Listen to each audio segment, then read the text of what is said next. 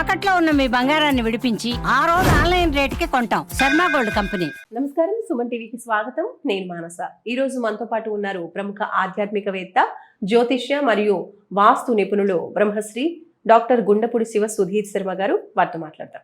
గురుగారు నమస్కారం అండి. శ్రీమాత్రే నమః, శ్రీ గురుభ్యో నమః. గురుగారు, చాలా మంది రకరకాల సమస్యలతో బాధపడుతూ ఉంటారు కదా. అయితే తండ్రికి పితృదోషం ఉంటే అది మళ్ళీ అబ్బాయిలకి రావడం ఆ ఇంట్లో అనేది తప్పనిసరిగా అబ్బాయిలకే కాదు అమ్మాయిలకు కూడా వస్తుంది నాన్న. అబ్బాయిలకు ఒక్కళ్ళకే కాదు, రక్త సంబంధికులకు ప్రతి ఒక్కరికి వస్తుంది. దీంట్లో చనిపోయిన వాళ్ళల్లో కూడా ఇందాక మనం కొన్ని రోగాల వల్ల చనిపోయారని చెప్తున్నా కదా. తండ్రి, తల్లి, తాత, అమ్మమ్మ, నాయనమ్మ, మేనమామ, మేనత్త, మేనమామ పిల్లలు, మేనత్త పిల్లలు, బాబాయి పిల్లలు, పెదనాన్న పిల్లలు, అమ్మ వాళ్ళ అక్క చెల్లెలి పిల్లలు ఉంటారు కదా, వాళ్ళు కూడా ఎవరైనా చనిపోతే ఈ దోషాలు వస్తాయి మనకి. ఇదంతా తండ్రికి సంబంధించిన వాళ్ళదే అనుకుంటారు కాదు, ఇదంతా రక్త సంబంధం కదా. అమ్మకి సంబంధించిన వాళ్ళు కూడా కలుస్తారు. ఇప్పుడు తండ్రిది రక్త సంబంధం నానా, తల్లిది పేగుబంధం కదా. అవునా? ఇప్పుడు మేనమామ దగ్గర ఉన్నంత చొరవుగా బాబాయ్ దగ్గర, పెదనాన్న దగ్గర ఉండగలుగుతాం మనం? ఉండలేం కదా. కాబట్టి మేనమామని కూడా మన ధర్మంలో పెళ్ళప్పుడు, ఆడపిల్లలు రజస్వలైనప్పుడు ప్రతి దాంట్లో కూడా వాళ్ళని ఇన్వాల్వ్ చేస్తుంటారు. అన్నప్రాసన, ఉపనయనాలు, అవునా, వీళ్ళందరినీ ఇన్వాల్వ్ చేస్తూనే ఉంటారు తప్పనిసరిగా. ఎందుకంటే వాళ్ళతో బంధం అలాంటిది కాబట్టి ఇలాంటి సంతానంలో, ఈ బంధుత్వంలో ఎవరు చనిపోయినా పితృదోషాలు, స్త్రీ శాపాలు వస్తూ ఉంటాయి. మరి ఎవరో చనిపోతే నాకెందుకు రావాలి? దీంట్లో ఇంకో రకం కూడా ఉంటుంది నాన్న, స్త్రీ శాపం అనేటువంటిది కూడా ఒకటి ఉంటుంది. గురుగారు, ఇందులోనే స్త్రీ శాపం అని కూడా ఉంటుంది అంటారు కదా. ఈ స్త్రీ శాపం అనేది ఎందువల్ల వస్తుంది అంటారు? మంచి ప్రశ్న నాన్న. స్త్రీ శాపం గురించి స్త్రీలు అడుగుతుంటే ఇంకా బాగుంటుంది. దేని గురించి అంటే, మన పూర్వీకులు పురుషాహంకారం అధికంగా ఉండేది పూర్వకాలంలో. మగవాళ్ళం, మాకేంటి, మమ్మల్ని అడిగేది ఎవరు, ఒక అహంకారం ఎక్కువగా ఉండేది. దాంతోపాటు 100 ఎకరాలు, 150 ఎకరాలు, 200 ఎకరాలు పొలాలు, స్థలాలు, భూములు, గోవులు, గేదెలు, ఇంట్లో 10 మంది పనివాళ్ళు ఉండేసరికి పని చేయకుండానే మీసం మేలేస్తూ ఊరి మీద పడి తిరిగే వాళ్ళు ఎక్కువ మంది ఉండేవాళ్ళు పూర్వకాలంలో. ఆస్తిని సంపాదించిన దానికంటే కరకబెట్టిన వాళ్ళు ఎక్కువ మంది ఉన్నారు మన పూర్వీకుల్లో చాలామంది. దీంట్లో భార్య ఇంట్లో ఉండగా ఇంకో ఇల్లీగల్ కాంటాక్ట్ పెట్టుకోవటం వల్ల భార్య బాధపడటం నెంబర్ 1, ఇది ఒక స్త్రీ శాపం. అత్తగారు, మామగారు కోడల్ని ఎక్కువగా బాధ పెట్టి హింసించడం, ఇదొక స్త్రీ శాపం. భర్త భార్యను కొట్టడం ద్వారా హింసించడం. మరిది గారు వదిలిని సూటిపోటి మాటలు మాట్లాడి బాధ పెట్టడం, ఇదొక స్త్రీ శాపం. వదిన ఆడపడుచుల్ని తిట్టడం, బాధ పెట్టడం, ఇదొక స్త్రీ శాపం. ఆడపడుచులు వదిన్ని తిట్టడం, బాధ పెట్టడం, ఇదొక స్త్రీ శాపం. ఇక్కడ కారణం ఏదైనా, ఇంటి ఆడపడుచు కావచ్చు, ఇంటి కోడలు కావచ్చు, ఎవరైతే కన్నీటికి కారణమవుతున్నారో ఆ వంశానికి స్త్రీ శాపం 100% తగిలి తీరాల్సిందే. ఒక కన్నీటి చుక్క, ఆడవాళ్ళ కంటి నుంచి వచ్చేటువంటి ఒక కన్నీటి చుక్క మహాసముద్రం అవుతుంది. మహాసముద్రం వస్తే చేసినవాడు ఒక్కడే తప్పు చేసిన వాడు ఒక్కడే పోడు, వంశం మొత్తం కొట్టుకుపోతుందని చెప్తా గ్యారంటీ. ఇప్పుడు అబ్బాయిలు పుట్టకుండా కేవలం అమ్మాయిలు పుడుతుంటారు చూడండి చాలా వరకు. నిర్వంశం కదా, అక్కడ వాళ్ళ ఇంటి పేరు లేదు కదా, నిర్వంశం అయిపోతుంది కదా. మరి అదేంటి? మనం చేసిన పాపం కదా, మన పూర్వీకులు చేసిన పాపాలు కదా. మన పూర్వీకులు ఇస్తున్న ఆస్తులు మొత్తం తీసుకొని అనుభవిస్తాం, వాళ్ళు చేసిన పాపాలు కూడా అనుభవించాల్సిందేగా. ఇప్పుడు ఏదైనా విలేజ్కి వెళ్తారు నాన్న, విలేజ్కి వెళ్ళండి. ఒకప్పుడు బాగా 100,000 ఎకరాలు ఉన్నటువంటి భూస్వాములు చితికిపోయి చిన్న చిన్న పూరిగుడిసెల్లో ఉంటుంటారు. అవునా?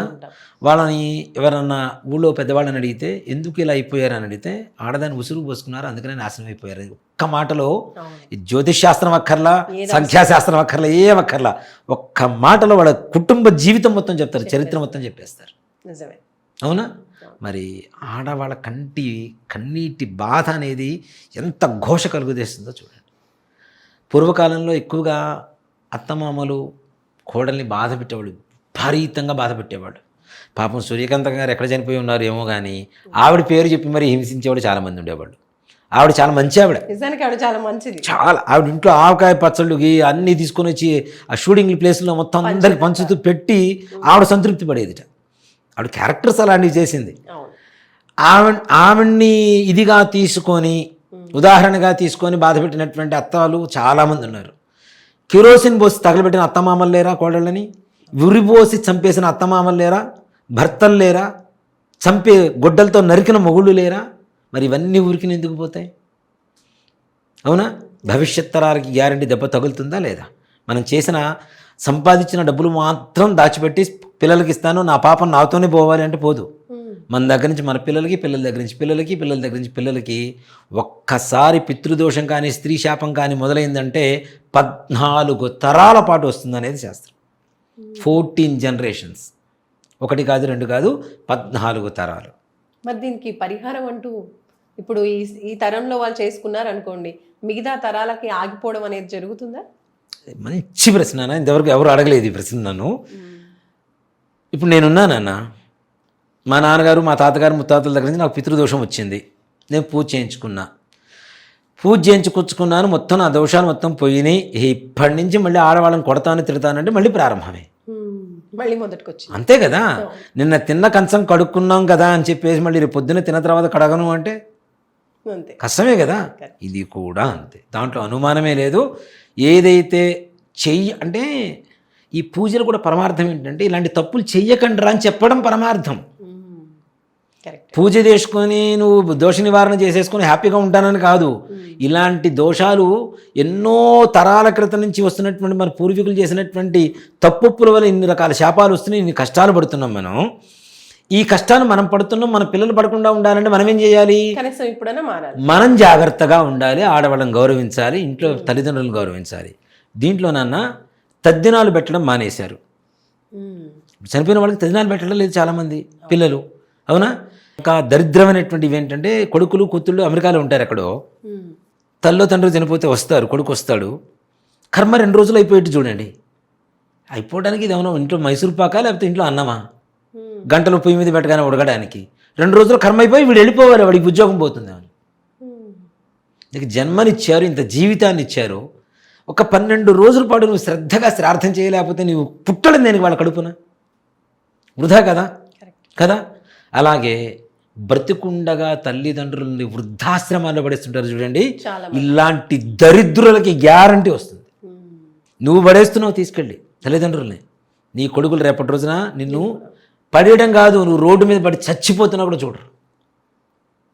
అంత ఘోరమైనటువంటి శాపం కూడా తల్లిదండ్రులకి. ఇప్పుడు మనకి 9 నెలలు కడుపులో బరువును పెంచుకొని కూడా ఆవిడ మనల్ని జన్మనిచ్చి రక్తమాంసాల్ని ఆహారంగా ఇచ్చి, తండ్రి తిన్నా తినకపోయినా మనకి కావలసినవన్నీ దగ్గర నుండి చూసి, నిజంగా మన గజల్ శ్రీనివాస్ గారు రాసిన దాంట్లో గజల్ రాశారు నాన్న తండ్రి గురించి. నీ తండ్రి నీకు కావలసినవి ఇవ్వటం కోసం తను తినడం మానేసి, నా కొడుకు ఎక్కడ ఇవ్వలేకపోతాను అని చెప్పి తనకున్న బాధలన్నీ కూడా దిగమింగి మింగి మింగి మింగి లోపల నీళ్ల రూపంలో కళ్ళలోంచి బయటికి వస్తూ ఉంటే అవి ఆపుకొని ఎవరూ లేనటువంటి స్థలంలో లైట్లు ఆరిపోయినటువంటి స్తంభం కింద నిలుచొని ఎవరు చూడకుండా కన్నీళ్లు గారుస్తారా అని చెప్తాడు ఆయన. ఎంత గొప్ప స్థానం తండ్రిది కదా. అలాంటి తల్లిదండ్రులను తీసుకెళ్ళి వృద్ధాశ్రమాలు పడేస్తే ఎంత పాపన. నేను అంతమంది కూడా చెప్పినట్టు నా చాకటి కోటేశ్వరరావు గారు ఒక కథ చెప్పారు నన్ను, అంతమంది కూడా మనం మాట్లాడుకున్నట్టున్నాం తల్లి గురించి కదా. నిజంగా ఎంత పాపన అన్న, ఎంత ఘోరం అన్న. ఇన్ని నెలలు, ఇన్ని సంవత్సరాలు ఇంత జన్మనిచ్చి, ఇంత చదువునిచ్చి, ఇంత ఉద్యోగాన్ని ఇచ్చి, ఈ స్థాయిలో నిచ్చిన తల్లిదండ్రులకి ఇంట్లో ఉండడానికి కనీసం చిన్న గది ఇవ్వలేకపోతే నీ బ్రతుకెందుకు, నీ సంపాదన ఎందుకు? నువ్వు సంపాదించి ఏం చేస్తావు? నెత్తినేసి కొట్టుకుని పోతావా? రేపటి రోజు నీ కొడుకులే మళ్ళీ వీడు గుర్రపందాలు పోవచ్చు, లాటరీలు పోవచ్చు, సింగిల్ నెంబర్ లాటరీలు పోవచ్చు, ప్యాకెట్లు పోవచ్చు, మొత్తం నాశనం చేసి మళ్ళీ రోడ్డు మీదకి లాగవచ్చు. అవునా? నీ తల్లిదండ్రులు నువ్వు అలా చూస్తున్నావు కాబట్టి నీ కొడుకులు ఇలాంటి కొడుకులే పుడతారు మనకి. ఇట్లాంటి కొడుకులు పుట్టడానికి కూడా గల కారణాలు ఇవే. తల్లిదండ్రులు సరిగా చూడకపోవడం కూడా మహాపాపం నాన్నది. ఇలాంటి వాటి వల్ల కూడా పితృదోషాలు వస్తాయి తప్పనిసరిగా. అలాగే మనం దీంట్లో పితృదోషాల్లోనన్నా కలగడం అంటే పితృదోషాలు, స్త్రీ శాపాలు కలగడం వల్ల కలిగేటువంటి బాధలు కూడా ఎన్నెన్ని రకాలు ఉంటాయి అంటే అన్ని రకాలు ఉంటాయి నాన్న. అంటే గురుగారు మీరు చెప్తున్నారు గోకర్ణలో చేయిస్తే బాగుంటుంది, జీవితంలో ఒకసారి కాబట్టి తప్పకుండా సమస్యలు ఉన్నవాళ్ళు చేయించుకుంటారు. కానీ కొంతమందికి వచ్చే డౌట్ ఏంటంటే గోకర్ణనే ఎందుకు వెళ్ళాలి, అంత ప్రత్యేకత ఏముంది?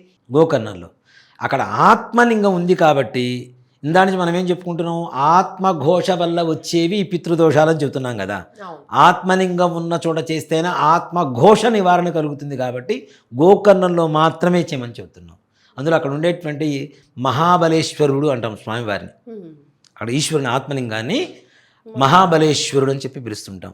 దీంట్లో కాశీ కంటే కూడా చాలా శక్తివంతమైనది అని చెప్పి అక్కడ చెప్తూ ఉంటారు నాన్న. ఎందుకు అంటే ఇప్పుడు కాశీకి వెళ్తే దానం చేసినా, తప్పు చేసినా, ఒప్పు చేసినా 100తో సమానం అని చెప్పి చెబుతూ ఉంటారు మన వాళ్ళు. అవునా? ఒకసారి చేస్తే 100 సార్లు చేసినట్టు అని చెప్తుంటారు. కానీ గోకర్ణంలో ఏకమేవ కోటి సమానం అని చెప్తారు. ఒక్కసారి చేస్తే 1,000,000 సార్లు చేసిన ఫలితం కలుగుతుందంటారు. ఇది ఎందుకు అని చెప్పి అడిగితే అక్కడ మనకి అమ్మవారి గుడి ఉంటుంది, ఈశ్వరుడు గుడి వెనక వైపు తామ్రగౌరి అనేటువంటి అమ్మవారు ఉంటుంది నాన్న. ఈ తామ్రగౌరి అమ్మవారి చేతిలో త్రాసు ఉంటుంది, కాంట ఒకటి కొంచెం ఒక ఇంచు కిందకు ఉంటుంది, ఇదేమో 1 ఇంచు పైకి ఉంటుంది. ఏంటి ఇది అని అడిగితే ఒక చేతిలో కాశీ, ఒక చేతిలో గోకర్ణ. వెయిట్ చూస్తూ ఉంటే గోకర్ణ కొంచెం వెయిట్ ఎక్కువ ఉంది. ఇదేంటి అని అడిగా నేను. ప్రపంచంలో అత్యంత శక్తివంతమైనది కదా కాశీ క్షేత్రం, ఇదెందుకు అని అడిగా. కాశీ క్షేత్రంలో గంగా ఉంది, విశాలాక్షి అమ్మవారు ఉంది, అన్నపూర్ణ అమ్మవారు ఉంది, కాలభైరవుడు ఉన్నాడు, వారాహి అమ్మవారు ఉంది, విశ్వనాథుడు ఉన్నాడు. కానీ ఎన్నో నదులు కలిసేటువంటి సముద్రం గోకర్ణంలో మహాబలేశ్వరుడు చెంతనం ఉంది కాబట్టి ఎక్కువ శక్తి. అలాగే మనకి గోకర్ణంలో 365 దేవాలయాలు ఉంటాయి, 365 తీర్థాలు, కోనేరులు అంటాం కదా, అలా 365 తీర్థాలు ఉంటాయి. కాబట్టి కాశీ కంటే ఇంకాస్త శక్తివంతమైనది అని చెప్పి అమ్మవారు త్రాసు పట్టుకొని చెప్తూ ఉంటుందిట గోకర్ణాన్ని. అంత శక్తివంతమైనటువంటి దేవాలయాన్ని, స్థానాన్ని వదిలిపెట్టి ఇంకెక్కడో వెతుక్కోవడం అవివేకం అవుతుందా కాదా? సో కాబట్టి ఎక్కడైతే మన శాస్త్ర ప్రకారం పురాణాల్లో చెప్తూ ఉందో అక్కడ చేయడం అనేది కరెక్ట్. అందుకనే గోకర్ణంలో చేయాలని చెప్తాం.